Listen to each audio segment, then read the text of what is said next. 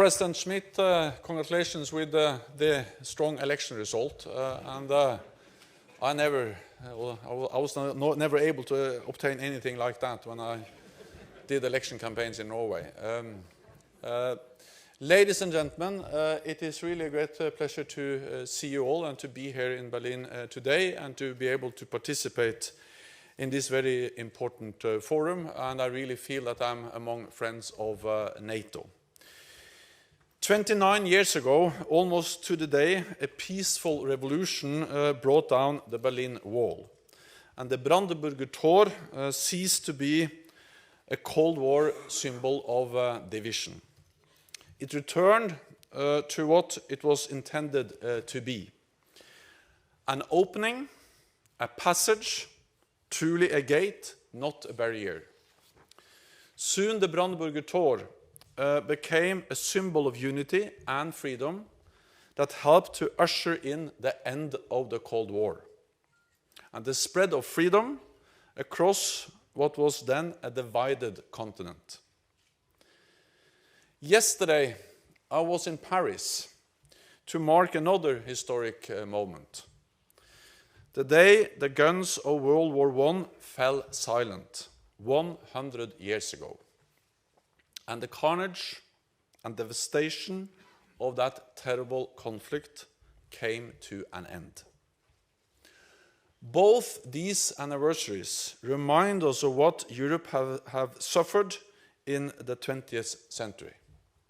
War, chaos, destruction, and oppression.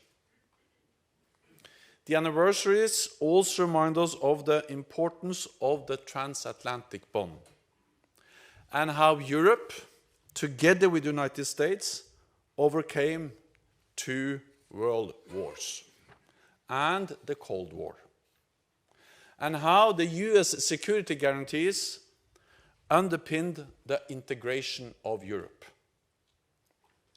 so that we ended the 21st century, so that we entered the 21st century with peace and freedom. But today, some doubt the strength of the transatlantic partnership. And we have to be honest and admit that we see differences and we see disagreements over issues such as trade, climate change, the Iran nuclear deal, and other issues. But we should remember that we have had our differences also before. The Suez Crisis in 1956, the French withdrawal from the NATO command structure a decade later, and of course the Iraq War in 2003. So difference of opinion is nothing new. We are 29 democracies with different history, different geography, and different culture. Disagreements are natural. But the lesson of history is that we have been able to overcome our differences. We unite around our common goal, we stand together, we protect each other. And we must ensure that we continue to do so in the future, because we have a shared strategic interest and we have shared values. And because we face a more uncertain security environment together. That is the reason why we are now making the security ties between Europe and North America even stronger. The US is increasing its military presence in Europe for the first time since the end of the Cold War, with more troops, more equipment, and more exercises, including here in Germany. In recent years, the US has increased the funding for its military presence in Europe by 40%. And for the first time since the collapse of the Soviet Union, Canadian troops are back in Europe, leading a battle group in Latvia. Europeans are also stepping up. raising the readiness of their forces, improving equipment, and spending billions more on defense. And just last week, we saw the end of NATO's biggest exercise since the end of the Cold War, with more than 50,000 troops. Almost half of them came from North America and 8,000 from Germany. A demonstration of the real defense cooperation between our two continents. This transatlantic partnership is about deterrence and defense, but also about dialogue and disarmament. Over decades, arms control agreements built up trust and cut down nuclear weapons. One of these agreements was the Intermediate Range Nuclear Forces Treaty, the INF Treaty. A treaty born out of transatlantic efforts and a cornerstone of arms control in Europe. In the 1970s and 80s, and I see that some of you lived at that time, as I did, a whole generation of political leaders was shaped by the debate of intermediate nuclear forces in Europe. And I am part of that generation. The deployment of Soviet SS-20 missiles was a profound concern. And Germany was at the center of that debate. Thanks to courageous politicians, such as Chancellor Helmut Schmidt, NATO decided on a dual track, the double track decision, combining firmness with dialogue. Therefore, in 1979, NATO defense ministers decided to deploy new nuclear missiles in Europe in response to the Soviet Union, while at the same time reaching out for dialogue with Soviet. That was not an easy decision, but in doing so, they laid the ground for the INF Treaty, signed by the US and the Soviet Union in 1987.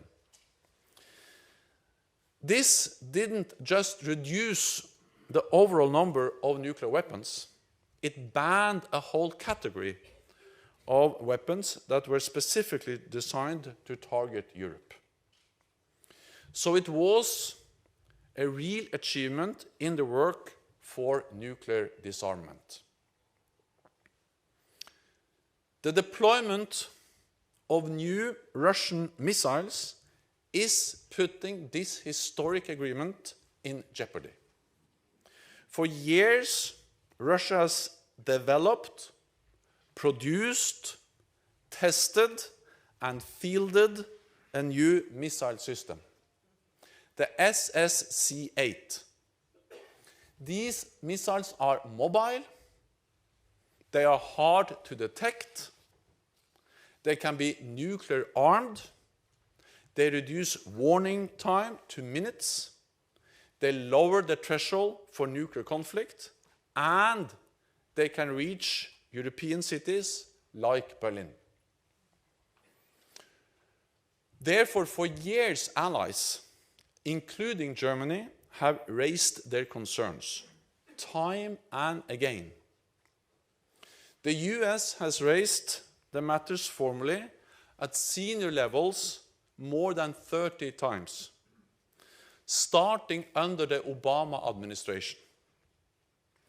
Allies have repeatedly pressed Russia to ensure full, verifiable, and transparent compliance. And after years of denials, Russia now acknowledges the existence of a new missile system. The United States is in full compliance with its obligations under the INF Treaty. So while there are no new US missiles in Europe, there are new Russian missiles. The new Russian missile system poses a serious risk to the strategic stability of the Euro-Atlantic area. NATO has no intention to deploy new nuclear missiles in Europe. But as an alliance, we are committed to the safety and the security of all allies. We must not allow arms control treaties to be violated with impunity, because that undermines the trust in arms control in general. So we call on Russia to ensure compliance and return to constructive dialogue with the United States. The threats to the INF Treaty are serious, but they are not the only ones we are facing. Our security environment is challenging and requires us all to stand strong. Therefore, increased EU efforts on defense are important for the security of Europe. And it can make NATO stronger. So I welcome these efforts, but only if they are anchored within the transatlantic partnership, which has been the foundation for European peace and security for the past 70 years. As we move forward on defense in Europe, we should do so in order to strengthen the transatlantic relationship. Because non-EU allies play a central role in European security.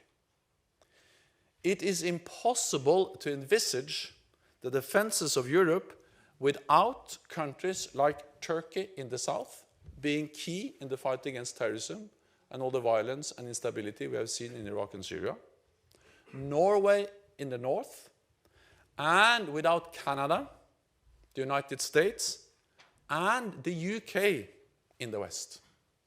Because after Brexit, 80% of NATO's defense spending will come from non-EU NATO allies. So European unity can never substitute the transatlantic unity. Ladies and gentlemen, a section of the Berlin Wall stands vigil at the entrance to NATO's new headquarters in Brussels. It is a solemn reminder of the cruel division and the real dangers of the Cold War. Today, I am proud to stand with you in Berlin to celebrate the Brandenburg Tor as a symbol of openness, freedom, and peace, and to honor the foresight and fortitude of allied nations that build an enduring transatlantic partnership after the devastation of 2 world wars. Let us continue to stand united in support of our shared values and our shared security. We owe that to ourselves, to future generations, and to those who fought and sacrificed to secure a more peaceful world. Thank you.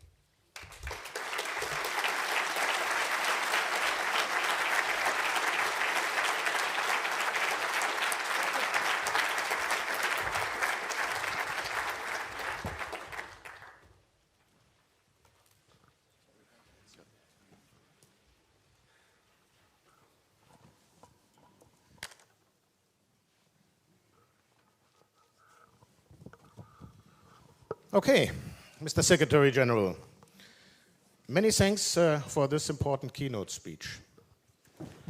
I'm absolutely sure what you have just said will have a great impact for the discussions in the 2 panels later in this conference. So again, many thanks for this. Ladies and gentlemen, we now have about 30 minutes for questions and answers. But before opening the floor for your comments and your questions, please allow me to raise 2 questions from the chair. Question number 1.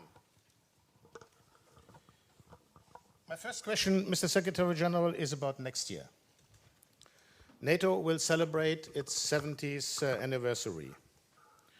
Do you personally think this could be a good idea to start the process of developing a new strategic concept for the alliance, taking into account that the security policy situation has changed dramatically since the 2010 current Lisbon strategic concept was approved? I think we have to understand the following, and that is that NATO is now in the midst of our biggest strategic adaptation since the end of the Cold War. We have implemented the biggest reinforcement of our collective defense. We have stepped up in the fight against terrorism. And we have increased the readiness of our forces. And for the first time in our history, we have actually combat-ready battle groups deployed in the eastern part of the alliance. We are changing, adapting the command structure. And we are significantly stepping up what we do, for instance, in cyber and addressing hybrid. So yes, strategic concept is always important, but even more important is strategic action. And NATO has really implemented big strategic decisions over the last couple of years, especially since 2014. So I think that what has actually impressed me is NATO's ability to change when the world is changing and to have a strategic ability to adapt when the strategic environment is changing, as we have seen, especially since 2014, both with Crimea, the illegal annexation of Crimea, Russia destabilizing eastern Ukraine, but also with the rise of ISIS, Daesh in Iraq, Syria, and then increased threats within the cyber and hybrid domain. So there is a discussion about strategic concept, but for me, it is even more important that we have strategic actions, and that's exactly what NATO has been able to deliver. Okay, thank you very much. My second question is about NATO's strategic approach vis-à-vis Russia. You have mentioned Russia in your speech in the context of INF, but there's a more fundamental issue of the relations between NATO and Russia. The NATO summit in July has again confirmed the double-track approach of deterrence on the one hand and dialogue on the other hand. What is your experience, Mr. Secretary General, from the NATO-Russia Council in Brussels? Is Moscow really interested, and maybe more important, willing to enter into a substantial dialogue with NATO, and what could be areas of common interest? I strongly believe in the NATO strategy, the NATO approach to Russia, which is, as you said, a combination of deterrence, defense, and political dialogue. And for me, there is no contradiction between being firm, strong, and engaged in political dialogue. Actually, I believe the opposite. As long as we are strong, as long as we are united, as long as we deliver credible deterrence and defense, we can also engage in political dialogue, because dialogue is not a sign of weakness, dialogue is a sign of strength. And I say that also very much based on my own experience as a politician in Norway for many years. I remember when I became State Secretary in the Ministry of Environment in 1990. One of the first things I was responsible for was actually a joint environmental commission between Norway and Russia. And as Secretary of Energy, Prime Minister for 10 years, I have been working with Russia up north for many years. And that has been possible for a small country like Norway to develop a practical cooperation with Russia up north on border issues, a delimitation line in the Barents Sea, defense, search and rescue, environment, energy, many other areas, not despite NATO, but because of NATO. Because NATO provided the platform, the strength, the predictability that enabled the dialogue. And then on some areas we were able to make progress, on others we have not been able to make progress. But the reality is that we have to continue to work for dialogue with Russia because Russia is our neighbor. Russia is there to stay. Russia is not going to go away. So partly we need political dialogue with Russia to try to improve the relationship, to reduce tensions, and to also make the conditions possible for a better relationship. But even without an improved relationship, we need to work for dialogue with Russia to manage a difficult relationship. So I meet some people telling me that we will never be able to improve the relationship to Russia. Well, that's some of the same people that were not able to predict the fall of the Berlin Wall. So people who predict things, I'm very skeptical about them. I used to tell audiences like this, when I finished my exams at the University of Oslo, I started to work in the Central Bureau of Statistics. And I was responsible for collecting and analyzing forecasts for oil prices. I can just tell you, we were wrong all the time. We were not able to predict the level, and not when it was turning up and down. And when I meet people in the security environment, you are not better than economists to predict the future. Because most people are not able to predict the fall of the Berlin Wall, or 9/11, or the Arab Spring, or the annexation of Crimea. So the point is not to predict too much, but the point is to be able to handle the unforeseen, to manage uncertainty. And therefore, regardless of whether we believe that Russia will change in the near future or the distant future, we need to work with Russia and to also manage a difficult relationship with Russia. Therefore, one of the things we discuss in the NATO-Russia Council is exactly how to manage a difficult relationship. Meaning, making sure that despite the fact that we now have more weapons, more military, more military activity close to our borders, we need to make sure that we avoid incidents and accidents, and if they happen, make sure that they don't spiral out of control and create really dangerous situations. So therefore, one of the important things we have addressed in the NATO-Russia Council is briefings on exercises, military posture, risk reduction, that kind of things, military lines of communications. So let me end this answer by saying that defense and dialogue is nothing new in NATO. That was actually developed in the late 60s as part of something called the Harmel Report. And as I mentioned in my speech, the double track decision, or the Doppelbeschluss, whatever you call it. Doppelbeschluss. Yeah, Doppelbeschluss. In 79, that's actually defense and dialogue. It's a very strong message on defense. We start to deploy new missiles, but we also sit down and start negotiations on reductions. And actually, it was a great success because we ended up with 0 intermediate range forces. So that's defense and dialogue, really providing some real results. Okay, thank you very much, Mr. Sekjen.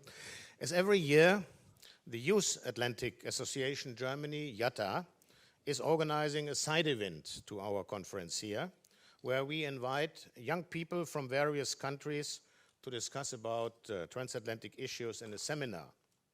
This seminar, ladies and gentlemen, has taken place during the weekend with the topic NATO's Future. 36 participants from 19 NATO and partner countries have discussed 2 days with security policy experts about the challenges for our alliance. They are joining us today here in the conference. We are very thankful that NATO headquarters has supported the seminar with experts from the international staff and the international military staff. I have asked 2 participants of the seminar to start our discussion with their question. So I would like to invite Mrs. Hele Tsugai from the United States and Mrs. Letizia Benitez Fides from Spain to start the question and answer period with their question. So Hele, the floor is yours.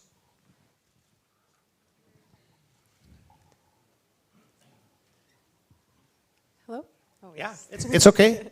Great. Thank you very much. Hello, Mr. Secretary General. I'm from the United States, and I'm here representing YATA Denmark as well.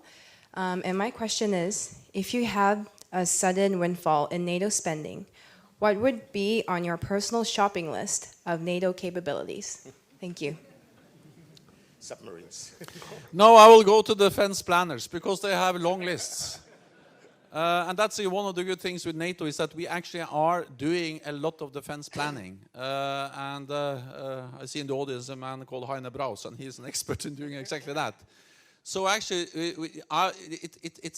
we have for years developed systems of how to make sure that allies work together when it comes to developing different capabilities. Very few allies can have the whole spectrum of capabilities, and therefore one of the important aspects of the NATO cooperation is that we bring allies together and then we decide on different capabilities. So I would just start on top on that list and then work my way downwards.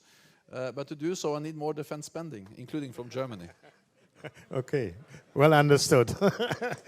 Now, Letizia, your question, please. Hello, thank you for having us here. We would like to know how is NATO going to approach and address its strategy actions to the ongoing shifting environment of the 21st century, especially with the political friction that has emerged due to the rise of populist movements. Thank you. So first of all, I think we have to be not too nervous about disagreements. I'm not saying that disagreements is fine and I welcome them, but it's a reality that when you have 29 allies from both sides of the Atlantic, then there will be disagreements and there will be different political parties. Again, I can use my own country as an example. There have always been some parties there against NATO, for instance. And that's part of a political discourse. And I think people have been nervous before about not perhaps populist movements, but strong political movements that were very critical towards the transatlantic relationship or NATO membership. And we've also seen, as I mentioned before, disagreements, serious disagreements between allies, like the Suez Crisis in '56 or the French withdrawal from the command structure, or the Iraq war in 2003 was a serious disagreement between allies. I mean, some allies were heavily in favor of that war, some allies were heavily against. And we see serious disagreements today, also on climate change and trade and many other issues. But my message is that the lesson we can learn from history is that NATO allies have been able to deal, to handle, and to overcome disagreements. Because when it comes to the core responsibility of NATO, that we stand together, protect each other, that we are stronger together than alone, that is actually something we have been able to unite around regardless of the disagreements. So I'm not saying that disagreements on climate change or on the populist agenda or migration or trade is not important, but I'm saying that what we have seen is historically that hasn't undermined the core security cooperation between North America and Europe. And to some extent, that's exactly what you see today. Because yes, there are disagreements between Europe and North America, but North America are increasing their military presence in Europe now, as we speak. More troops, more equipment, more spending. In the 2 years that President Trump has been president, they have increased spending for also the European Deterrence Initiative for US presence in Europe by 40%. I visited the Trident Juncture exercise in Norway, the biggest NATO exercise in the generation. Half of the troops, almost half of the troops came from North America. So that's not a sign of NATO weakness, even though I admit that there are differences between North America and Europe and between other allies. So I don't know exactly whether I answer your question, but if the question was how we deal with these differences, and including populist movements, I think that we need to focus on that. Regardless of differences on different issues, we have to protect each other, stand together when it comes to security and defense, because in a more dangerous world, it is important that we maintain the strength of NATO. And that makes us all safe, regardless of what we think about trade tariffs or climate change, which are important issues, but which we should not allow undermining the security cooperation. Thank you very much. Now, ladies and gentlemen, let me open the floor for the audience. Please raise your hands, stand up, and wait for the microphone, and raise your question as short, as precise as possible. preferably, of course, in the English language. Aber Sie können die Frage natürlich auch in Deutsch stellen. Wir haben die Möglichkeit der simultanen Übersetzung hier. Ich habe bereits eine relativ lange Liste der Fragenden und ich beginne mit dem Herrn dort. Bitte sehr.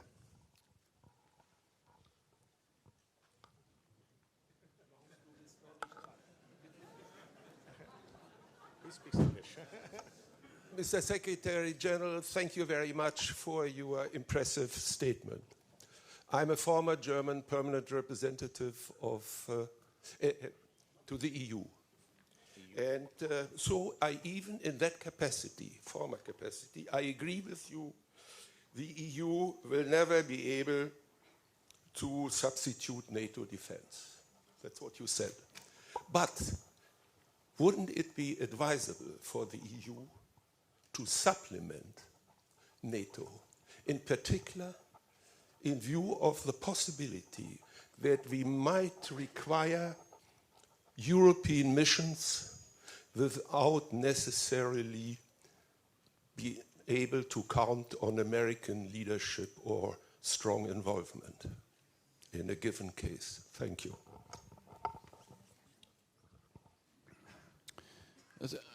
Yes, also I welcome stronger EU efforts on defense because I think that can actually help to strengthen NATO because it's a good thing if European allies develop more capabilities, that they work closer together, addressing the fragmentation of the European defense industry. I used to say that, I think in the United States they have one main battle tank. In Europe, we have something like 8 different kinds of main battle tanks, which makes our industry, our capability development, much more expensive. So as long as the EU efforts takes place in a way that strengthen the European pillar within NATO, that's something we should welcome. There are, what we should not welcome is if EU starts to develop duplicating structures, 2 command structures, for instance. The reality is that we need one strong and capable command structure. We cannot divide those resources on 2. Because I remember, I think it was Ursula von der Leyen that said in one of the discussions we had about this, was that it will be totally meaningless for a country like Germany to allow NATO and EU to compete. Because Germany, as most other NATO and EU members, they are members of both NATO and EU. So that will be like Germany competing with Germany. And therefore we should not allow, it will be not a wise decision by all those nations who are members of both NATO and the European Union to start to have 2 sets of command structures or duplicate what NATO is doing.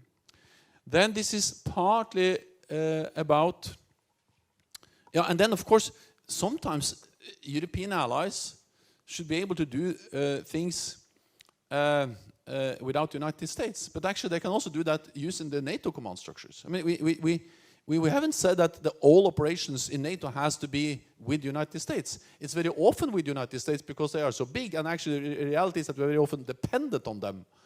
I know this is a bit sensitive issue, but I remember very well the Libya operation, because I was then the Prime Minister of Norway, and Norway participated. You have to remember that the Libya operation was not a NATO operation in the beginning. It was a European-initiated operation. Not so much by Germany, but by France and UK. Yeah. And I was there in Paris as the Norwegian Prime Minister, and they asked us who will join this coalition of the willing, and Norway said yes. And we joined. And the whole idea with that was to do something without NATO and without the United States being in the lead. But the reality is that we soon discovered that we needed NATO and the US to help us. And then it became a NATO. Yeah, but it started as an EU, not the EU, not the EU, but the European-initiated operation. I know that very well because I was part of those preparations. When we met in Paris and made the final decision, NATO was not at the table. NATO was not there. It was after some time that we discovered that we needed the command structure, the capabilities of NATO and the United States. And then we brought them on board for full. So I say this because, so I say just to say that yes, more European efforts on defense is great, but it should never undermine the strength of the transatlantic bond. And that this is partly about substance, but also partly about perception, because perception matters. So if we speak too much about, for instance, this phrase strategic autonomy, it's not totally clear what that means, but it sounds a bit like you're going to do this big strategic things alone. And I don't think that's wise. Because actually the two world wars and the Cold War taught us the importance of doing things together. Yeah. So yeah. Thank you. Henning Ricke.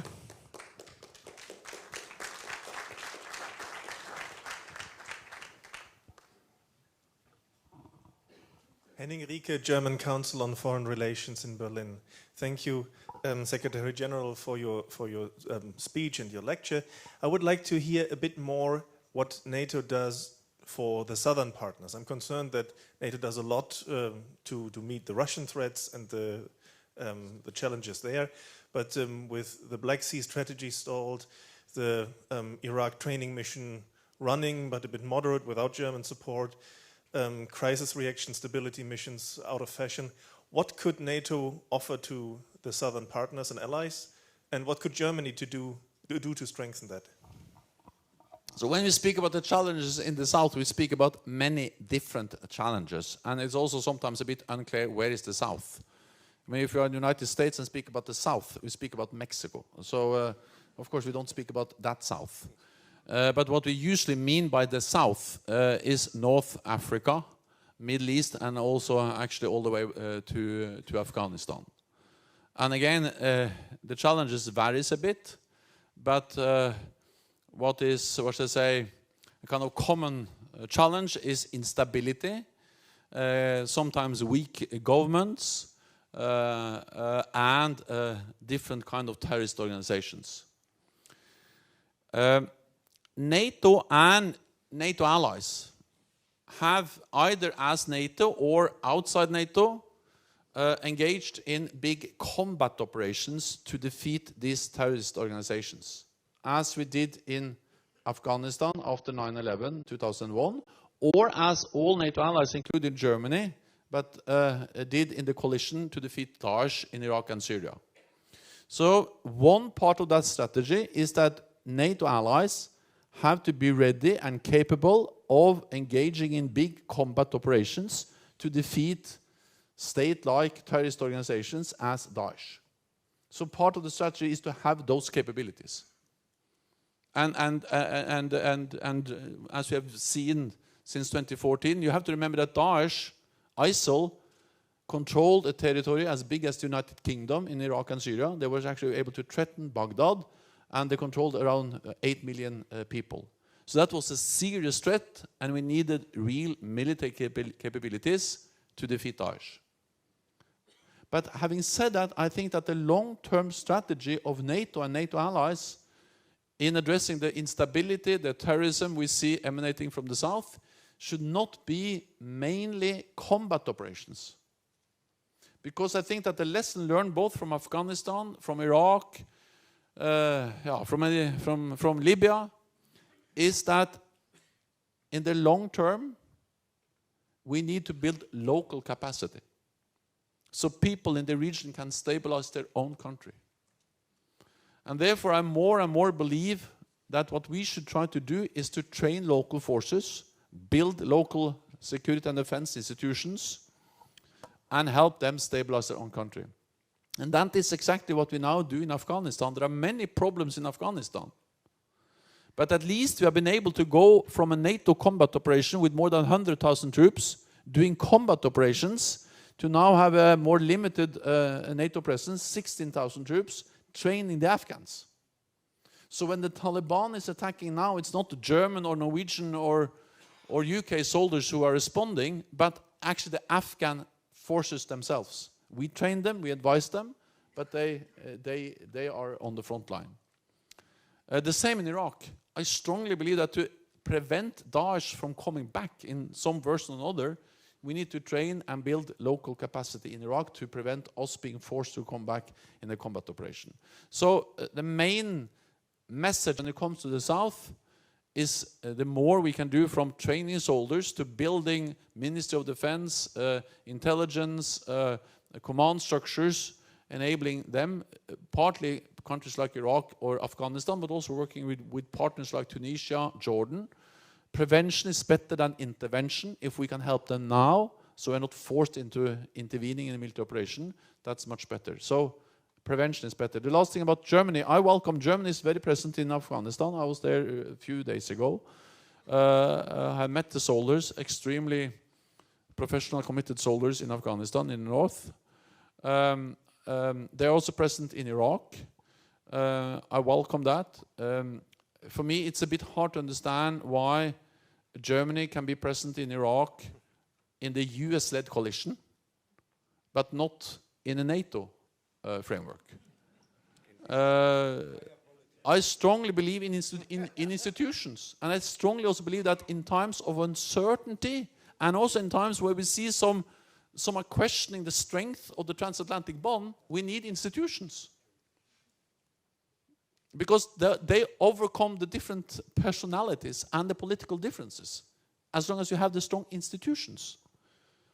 So one thing is to discuss whether we should do training in Iraq, but given that we all agree that we should do training in Iraq, then I can't understand why we shouldn't do that also in the NATO framework, where we have all allies sitting around the table in Brussels and all have the same say.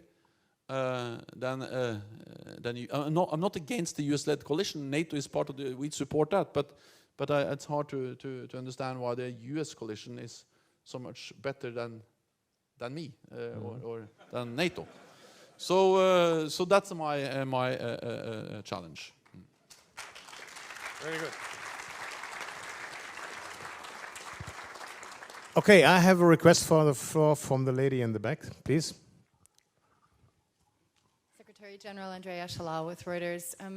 Just in the last couple of hours, the Finnish Prime Minister has said that the GPS system in Finland was disrupted during Trident Juncture, and he suspects Russia could have been behind it. Do you have any further information and any insight into what that would mean if that is in fact proven to be true?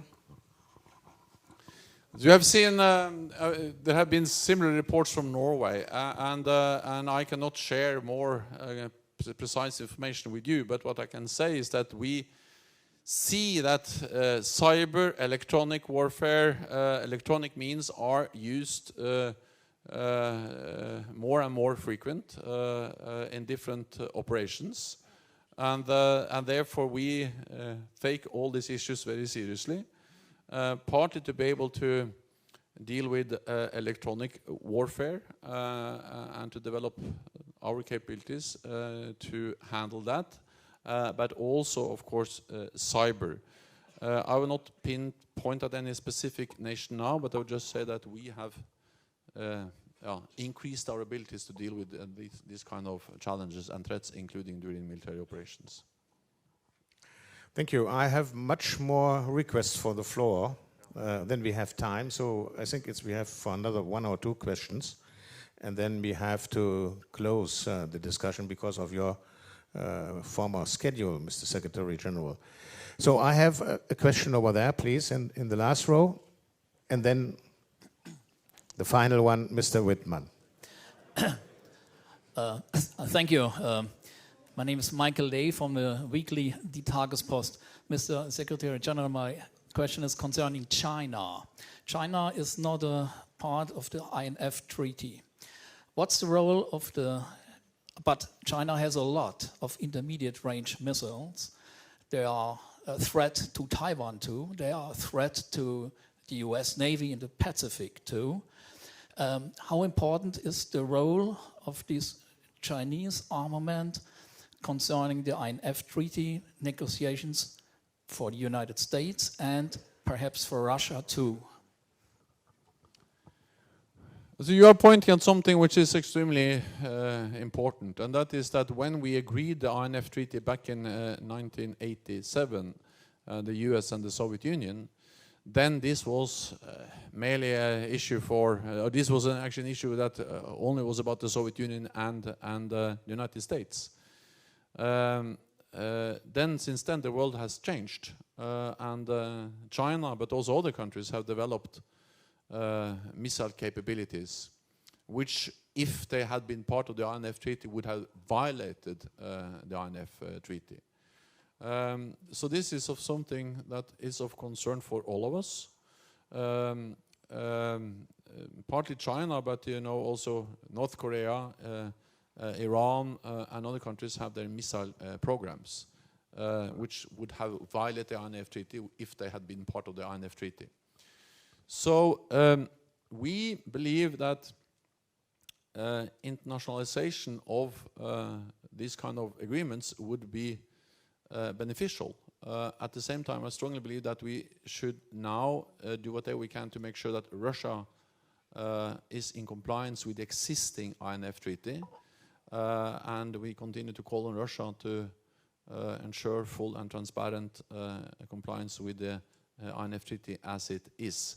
Some years ago, there was a proposal in Geneva in the UN framework there to globalize or to internationalize the INF Treaty to also include China. There has been no progress in those efforts. In general, I would say that NATO has a very strong track record on nuclear disarmament. We have been advocating, working for that for decades. We have reduced the importance of nuclear weapons in our strategy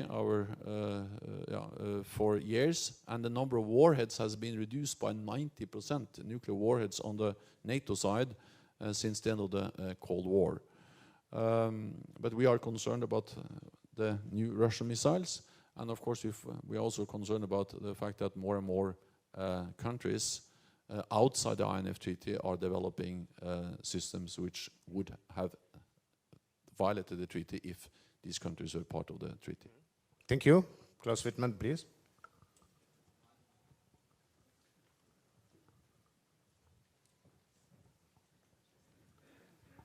Thank you. Former General Klaus Wittmann, Aspen Institute and Potsdam University. I would pursue for a moment, if I may, what was said about Russia earlier. I fully endorse NATO's stance and the reconfirmation of the AMEL philosophy, and at recent summits the dialogue offer was reiterated.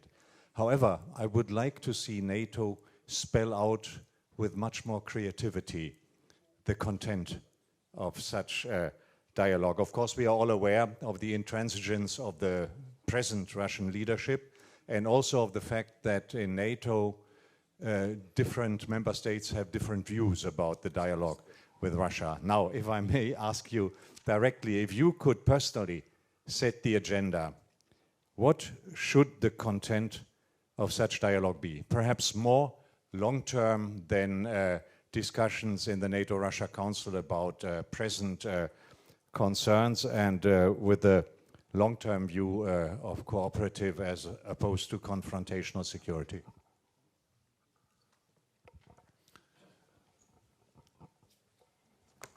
Well, I think that one obvious issue should be the INF Treaty, which we have discussed today.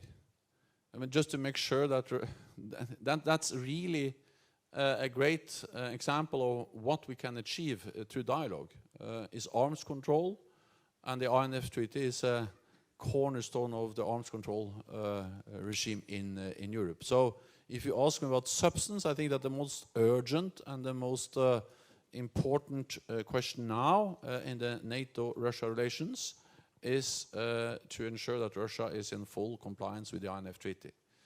Then I also strongly believe that with the tensions and with the difficult relationship we see now, it is also important that we develop, strengthen all mechanisms to have predictability and transparency when it comes to military activity.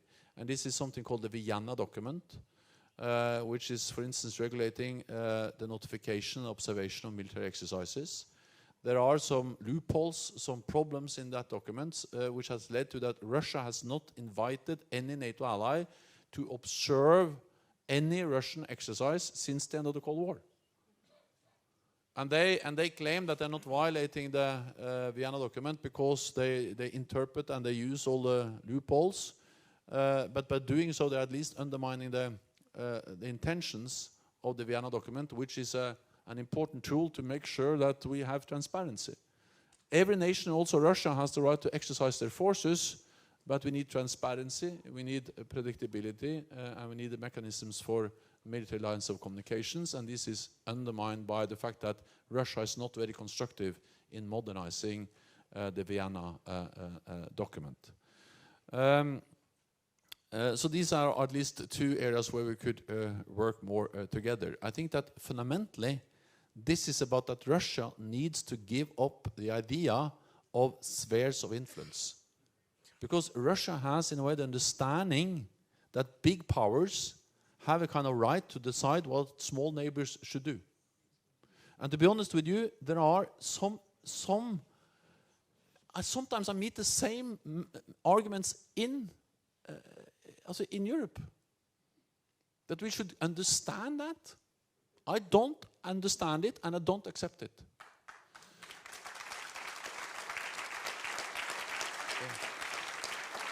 Because just think, if you accept that, then you accept a world order where big powers decide what small neighbors can do. And we don't want that world order.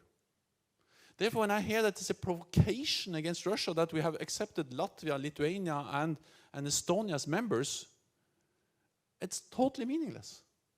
They are three independent sovereign nations who have decided that they want to join NATO. It was not NATO going, in a way, east and grabbing them. It was them, through democratic decisions, wanted to join NATO. And one of the cornerstone of the, what should I say, the NATO-Soviet area was this Helsinki Final Act, where it clearly is stated that every nation has the right to decide its own path, including what kind of security arrangements they want to be part of. So when Sweden decides not to be a member of NATO, I totally respect that. As Norwegian, I will never try to convince Sweden to join anything. But I also accept when Latvia or Lithuania says that we want to join. And sometimes I use my own country as an example again, because I'm absolutely certain that Joseph Stalin didn't like that Norway joined NATO in 1949. But I'm very glad that London, Paris, and so on said, it's for Norway to decide, not for Moscow, or not for Washington. It's for Oslo to decide whether Oslo would like to be a member of NATO or not. And that's, of course, still the case. So I think the fundamental problem now is that Russia wants to move back to a world order where they had a kind of say over neighbors. That's very, very dangerous. So that's my last word. Thank you very much.